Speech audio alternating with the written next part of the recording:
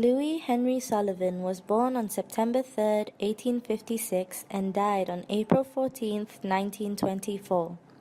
His mother was Swiss-born and his father was Irish-born.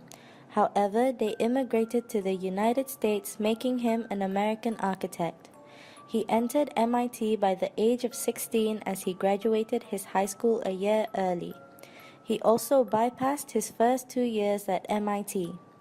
In MIT, he briefly learned architecture, and after a year he moved to Philadelphia and took a job with architect Frank Furness. He was called the father of skyscrapers.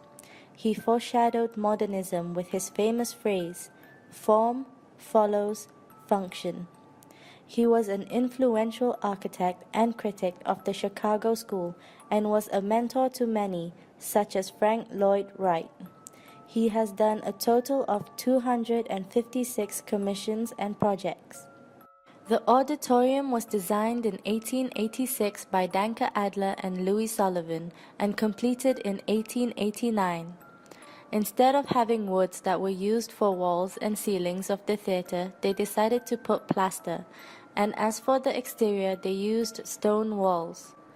On the south side, under the tall blocky 18-story tower, was the entrance of the auditorium. The auditorium was built for a syndicate of businessmen to house a large civic opera house.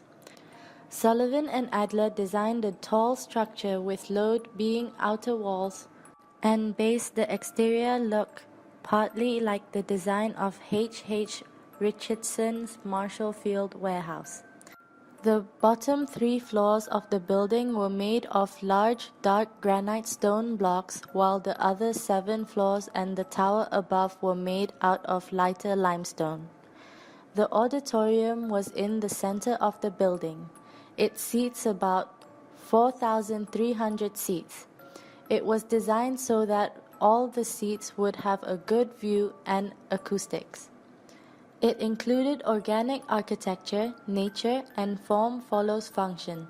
In 1889, 26 hydraulic lifts were located under the auditorium's theater's huge stage. They were used to hide areas of the stage from the audience's view. Sullivan and Adler chose thick plasters for the interior surface since it was moderately resonant and reflective, supporting clear amplifications without distracting reverberations. The plasters were then additionally broken up with decorative holdings so that reflections from the smooth surface wouldn't cause echoes. The Holy Trinity Orthodox Cathedral was completed in 1903. There were decorative abstract designs that were carved and painted on woodwork under the influence of the Art Nouveau and arts and craft movement.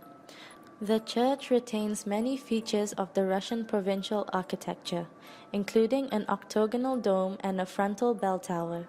The bells of the church are load-bearing bricks covered with fine plaster. The detailing of the 2-story rectory repeats the same curves around the roofline of the church. The Krause Music Store was the last project for Louis Sullivan, which opened in 1922.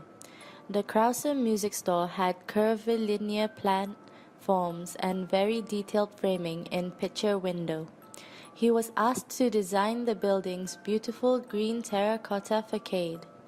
The entire facade was designed with ornamentations which was lavishly detailed in geometric and curvilinear forms of nature. The facade was furnished by the American Terracotta. The building was open to sell pianos and sheet musics and was a pioneering retailer for the introduction of the radio, but after William Krause committed suicide, the building functioned as a funeral home for 60 years.